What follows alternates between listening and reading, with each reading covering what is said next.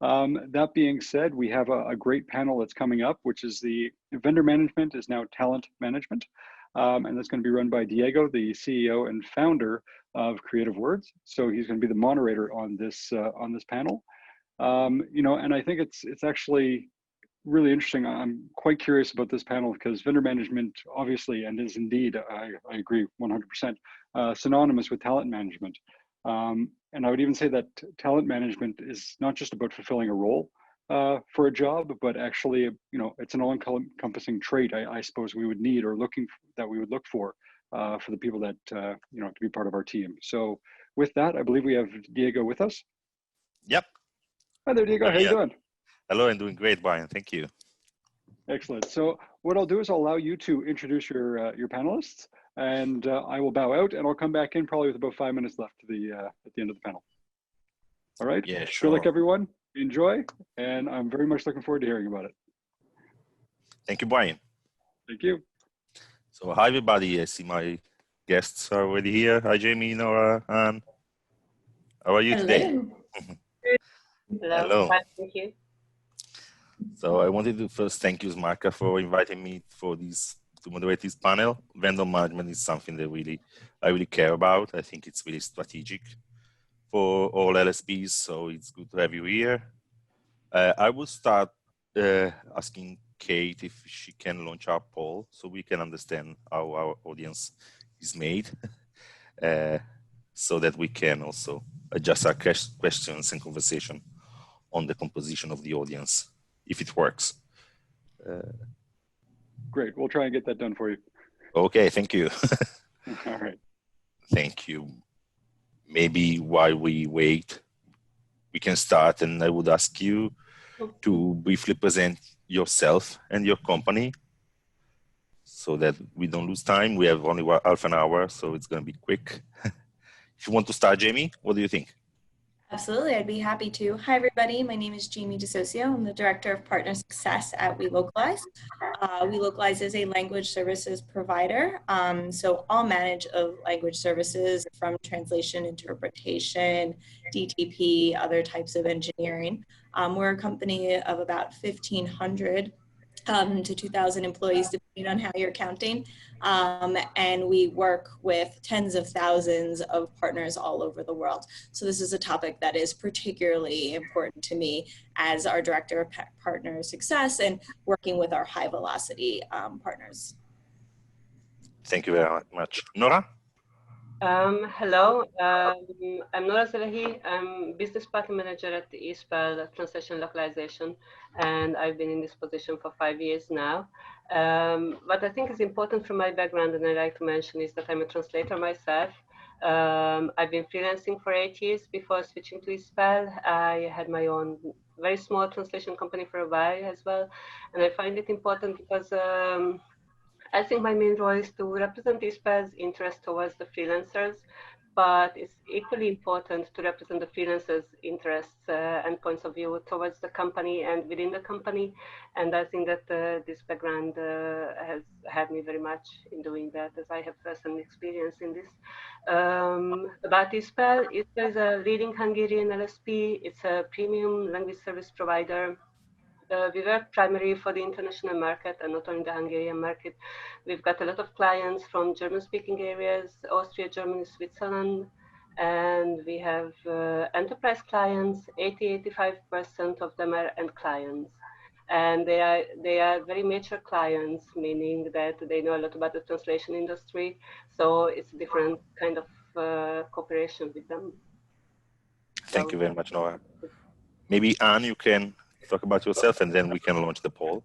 Yes, sure. Hi, everyone. My name is Lawless. I'm vendor manager with CQfluency.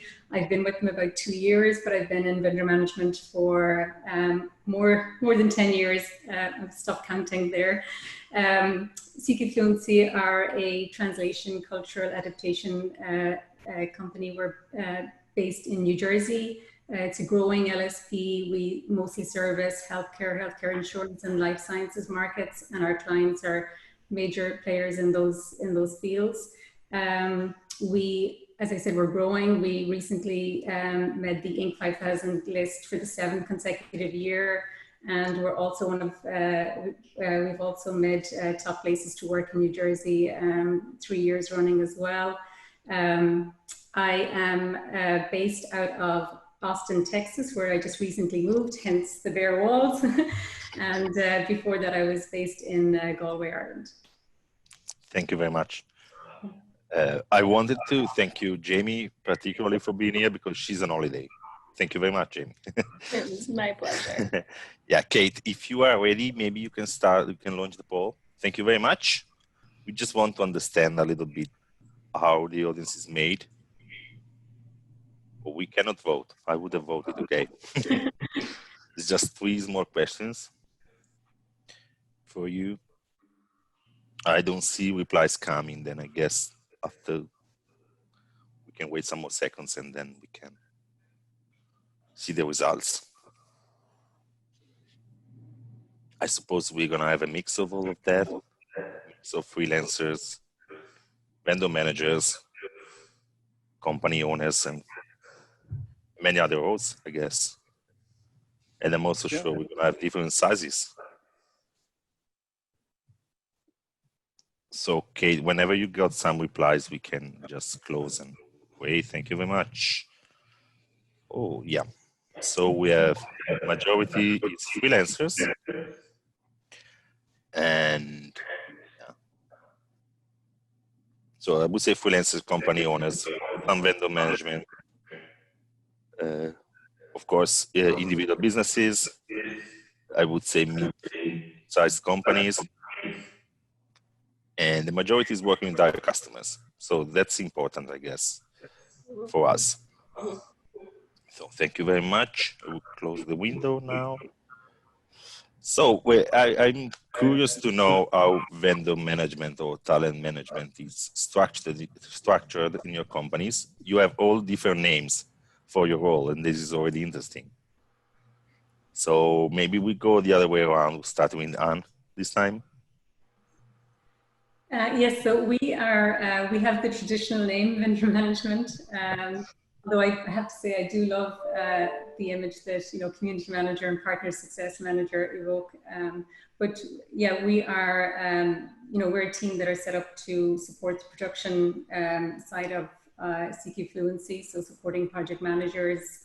We recruit and onboard freelance linguists, specialized companies, and other associated services like desktop publishing and engineering for our production team, and that recruitment needs to be in line with our overall vendor management strategy, but also meeting the needs of each account, so which can be very different. So making sure that we meet the needs of the account in terms of capacity and and budget as well. Okay, what about you, Nora?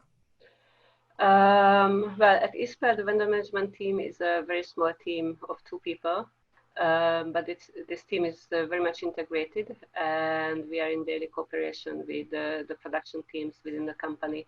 That is the PM teams and the in-house translator teams. And this is a strategic role, and we are one of the 5 bigger teams in the company, besides the sales, the PM, translators, DTP engineers, and the finance team. And my official title is Global Business Partner Manager. So we try to avoid the term vendors, as we don't really look at our linguists and translators as vendors, but rather treat them as partners. Sometimes I say that my role as a vendor manager is like doing sales activity, because of course we would like to work with the best people, the best translators, the best linguists, the talents, and they won't just come to you and knock on your door that they would like to work with you. So you have to go after them, you have to find them, and you have to reach out for them. And you have to sell your company to them, because you want to make them willing to work with you, and what's more important, willing to stay with you in the long term.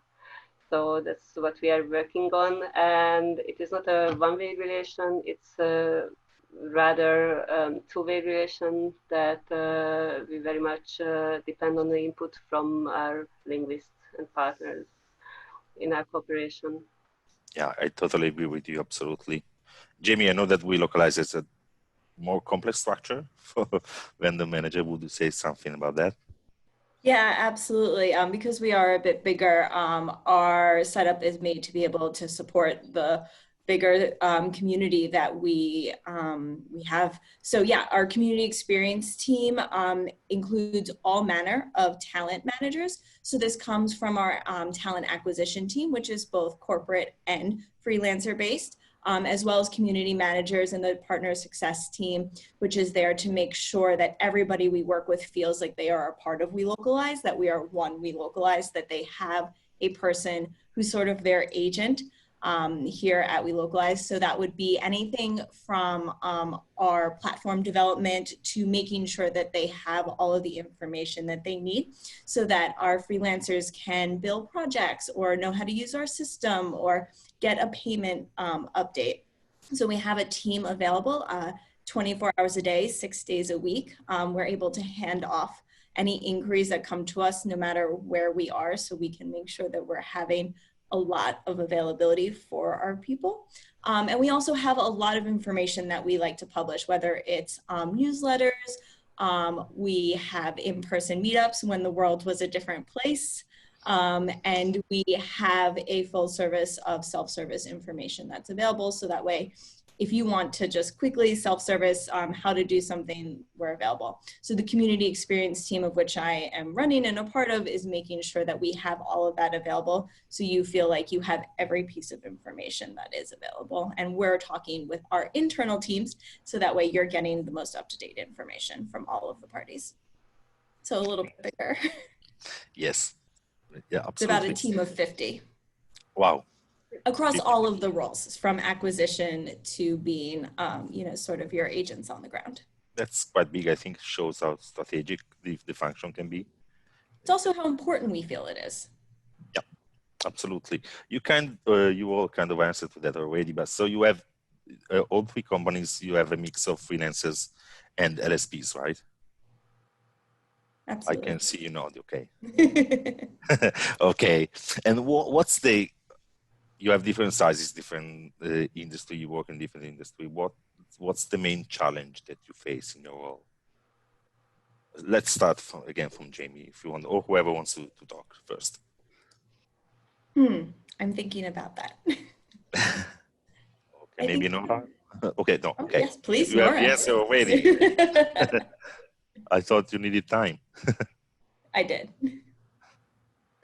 I think that the main challenge we face is the ever-changing landscape in localization. There's constantly development coming from the client side in wanting bespoke quality programs or, you know, complete continuous localization programs and wanting just sheer perfection in no time at all. So being able to develop platforms and being able to be a preferred work giver for all of our freelancers, like all of you out there, is our biggest struggle, because we want to be easy to work with, but we also have to make sure that the client gets what they want. So we purposely put ourselves in between those two parties, and it's a difficult place to be. It's exactly where we want to be, but trying to find that balance is definitely really difficult, and we always want to make sure that we have our talent's best interest at heart. Thank you very much. Nora, what about you? Okay, I can relate to what Jayme has just said, but I brought some other problems that daily issues for me. For example, portfolio management is a daily issue for me. It's deciding always on whether we want to use for a certain project newly recruited translators or to work with the old ones. So that's really very difficult. We always have to decide on it on a project basis. And something that is related is that how I can persuade our PMs to work with new people.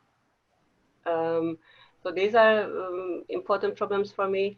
Time management is very important for me, in the sense that I always have to decide when to recruit new people to the existing team, because when it's the best time to recruit them, we really willing to do that, because we already have the people who can do the tasks at hand.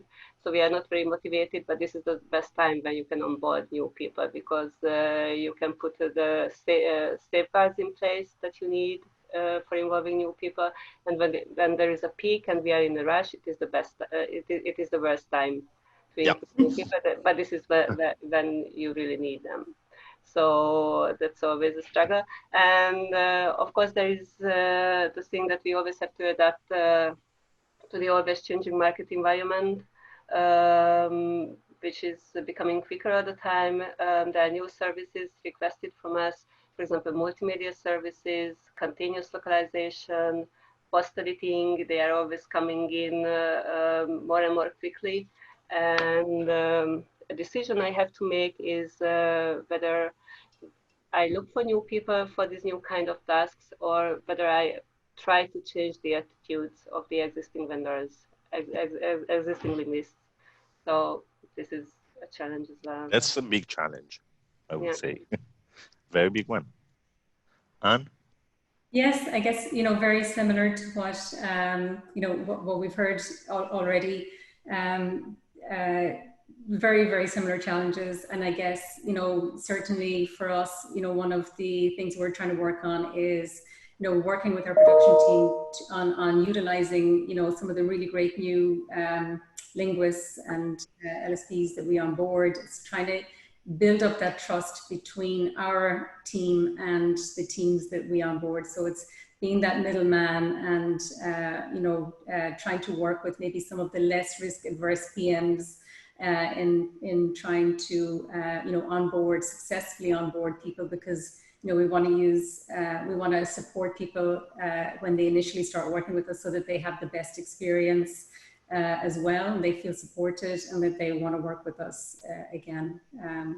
So I think it's a very typical challenge as well in vendor management. Yes. I think one thing that I would just also say here is that this is a problem that's been in our industry for the entire time that I've been in the industry. I started as a PM 10 years ago, and as I moved from project management to talent management, this was something that was really, really difficult always to. As a PM, I wanted to use new people, but you always wanted to make sure that you were meeting your deadlines. So it was something. What we're doing at Welocalize, as I mentioned, is using, we're starting to use technology, so that way we're bringing those new people into our work, so that way it's a little bit less of a decision of the project manager and more of a right fit for the right project kind of conversation. So this is something that we're testing out and we're really excited about, and we're hoping that it solves this age-old program, because utilization is definitely one of those problems that has been around for many years, probably as long as the industry has. Yeah, one of the conversations I'm having with my team is that you need to keep your freelancers or your partners busy. Someone says 60% of their time. So my question would be for you, do you have like one single vendor per language or per industry, per vertical, or do you consolidate your vendors, or do you want to work with more vendors? And maybe this also depends on the size, I guess. But how do you manage that? Our strategy is mainly based upon the language pair, right? If you're looking at whatever your largest language pair is, if it's like, for us, one of our top 5 is Japanese, there's no possibility that any single supplier is able to work at the volume at which we have. So we have to have a diversified portfolio of suppliers who are constantly growing, and they're, getting bigger and smaller as the year goes on. But then if you think about a more long tail language like Oman, finding one reliable partner for us is really important. And whether that's a group of freelancers, an LSP, somewhere in between, it doesn't matter. It's about the right fit for us in terms of quality, responsiveness, and all the other really important things that it takes to make a good partner. Nora, what about you? It's the right fit and the question of the right mixture. But you were asking previously whether we work with freelancers or LSPs. We try to have not the biggest pool of LSPs, because we want to keep our freelancers busy. So we don't just recruit them by the hundreds. We want to have a solid pool, and we want to keep them busy. And if you work on this strategy, you have to be scalable, of course. And that's also why we use LSPs and work with LSPs, because you can help this problem with them. So whenever it's possible, we work with the freelancers, and we have LSPs as well to ensure a bigger pool. Anne? Yes, so it's, best fit, right fit, and capacity are very important. On our end, it really depends on the account as well. We have very different requirements on, say healthcare insurance than we might have on life sciences. So, you're not always going to have the same linguists working on different content, of course. And then, with each account, you have different requirements. You may have, content coming from marketing department, and you have content coming maybe from a technical department. So, so it's really, the best fit for the content. Yeah, that's, and on our end, we also have, so we work with both freelance linguists and LSPs, and then we have our internal QA team who are monitoring what's coming and giving feedback and supporting those teams as well. Okay, we started getting questions from the audience. And the first one would be if any of you is applying AI in your sourcing process. Something that is defined as smart sourcing. Yes, so that's what we're developing right now. We would call it smart resourcing. Hasn't been deployed yet, so check back with me in about 6 months or so, and okay. talk about it more. Great. But it is based upon that right fit, based upon size, qualifications, what types of certifications you have with Welocalize. Exactly what smart sourcing aims to do. Okay, thank you. I suppose Anne's and Nora's companies are smaller. Maybe are you thinking about that? I think we're certainly watching what's going on in the industry and looking at what the possibilities are, for sure. Yeah. Yeah, we don't do that yet, and I'm not sure if we're going to. I think we are too small for that. Yeah, I understand. And Jayme, you mentioned certifications and experience. One of the questions that I've been asked is, do you prefer to work with like younger, but like less experts, but maybe more flexible freelancers, or maybe you look for something more senior? How much does education count against experience? So I think it's always about what type of work that you're working on. And you mentioned life sciences, and I immediately went to our regulated industry. I started as a project manager in patents. And when you're working on patents, you need somebody with at least a master's degree in whatever technical that they're translating. So it really depends on where you're working and also what the deliverable is. There are many different quality levels out there of what the clients need, and if it is being sold in that manner, then what you're delivering also matters to that. So for Welocalize, again, it's about the right fit for the right client and for the right project. We're open to all of it because some people haven't had a formal education, but that doesn't make them any less of a translator, especially if they have all of those years of experience, and vice versa. Students right out of a translation program have the latest technology, the latest tips and tricks, and that's definitely something you need in a pool of talent that you're pulling from, because sometimes you need that flexibility. You need them to use this beta tested CAT tool that your client has decided to buy and be their first customer. It's all about finding that right balance, and I wouldn't discourage anybody, no matter what their background and skill set is, because there's always a right fit, because there is so many different types of projects out there. Yeah, thank you very much. What about the healthcare industry, Anne? Yes, I mean, I think that, what's important is, the output and the deliverable and the quality of that. And I think that, if somebody is consistently delivering great quality, obviously there are certain things that we look for when we're onboarding and recruiting and onboarding. But as we continue to work with people, what we're really looking at is performance and how well they're doing and how consistently they can deliver quality. And I think the most important word you said there was consistency, right? Just performing well on perhaps the test during the recruitment process is definitely getting over the first hurdle, but your biggest thing that you could do for a partner like us is consistency, because project managers recognize that from the amount of work it takes to rework yours, to the consistent deliverables, meaning on-time delivery, to your communication. All of that consistency makes you sort of, an ace to us. And that's, where it's going to be most important. Yeah. Nora, do you want to add something? We have a lot of questions. It's and 3 minutes. Here, so we always have to find the right fit for the given project, and we can go to extremes with subject matter expertise, experts without formal education, or with new people right out from the university without any experience. So we can deal with both, and it always depends on the given project who we work with. So it's the same. And what's also important is the service level.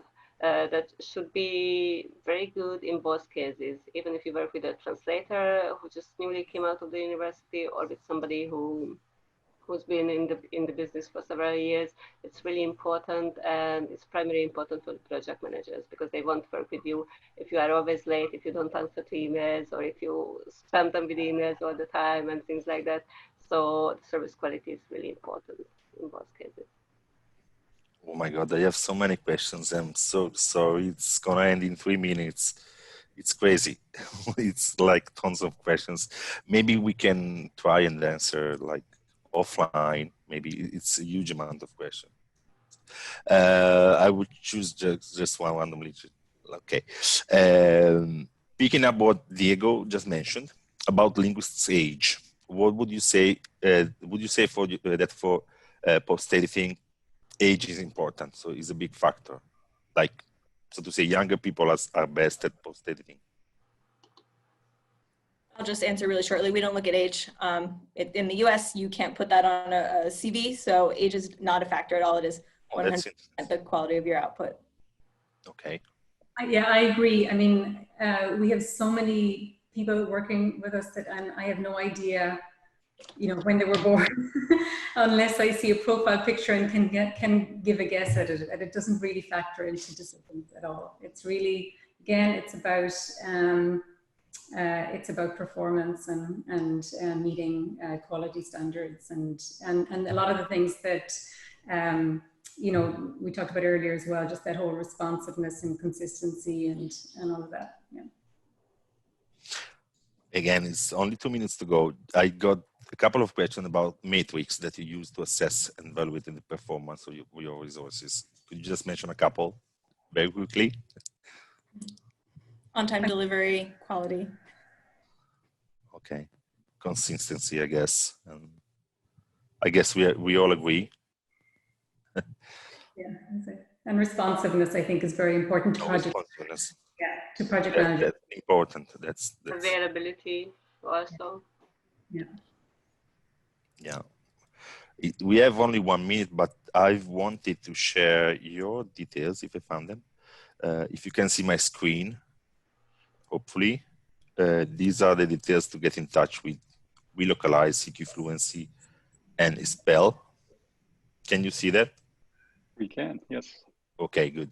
So I've been asked to tell the audience that you are invited and you can get in touch with these companies. And this is very good on your side. Thank you very much for your availability. I'll stop sharing. Please take a screenshot if you want. And I guess Brian is there, so it's time to go. I am. You're playing the music. Well, listen, yeah, I'm here, unfortunately, but It was Listen, very thank you. short.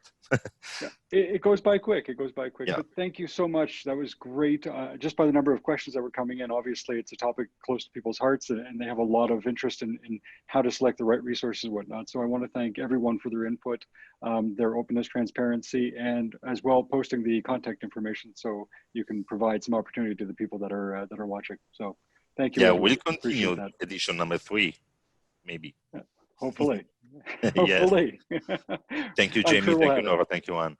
Thank Thanks, you. everyone. Thank you very much. Okay, Bye. have a great day. Bye, everybody. Bye-bye. And thank you, Diego. I really appreciate it.